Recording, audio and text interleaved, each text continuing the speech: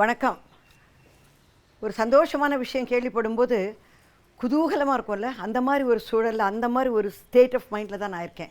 என்ன சந்தோஷமான விஷயம்னா தூர்தர்ஷன் டிடி அதுக்கு வந்து 50வது வருஷம் அப்படிங்கிறது வந்து பெரிய விஷயம் இல்லையா? ஏன்னா அதை பார்த்தே வளர்ந்தவங்க தான் நம்ம எல்லாருமே.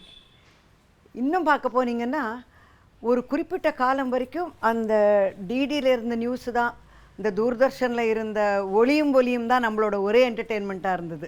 காலையில் வேலை பண்ணிவிட்டு சாயந்தரம் போகும்போதே அந்த லேடிஸ் எல்லாம் சொல்லுவாங்க, போனங்க எங்களுக்கு டிவியில் இப்போ வந்து தொடர் வந்துடும், டிவியில் வந்து ஒளியும் ஒலியும் போட்டுருவான். நாங்களே வீட்டில் வந்து பசங்களை வந்து நீ ஹோம்ஒர்க்கை ஒழுங்காக பண்ணாதான் உனக்கு ஒளியும் ஒலியும் காட்டுவோங்கிறது.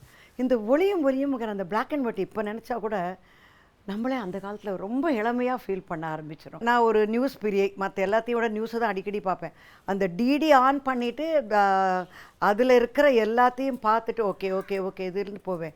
எனக்கு ஏன் அந்த டிடியில் இருக்கிற நியூஸ் பிடிக்கும்னு, அந்த தேவையில்லாத டிபேட்டுன்னுட்டு தலைவலிக்கிற அளவு கத்த மாட்டாங்க.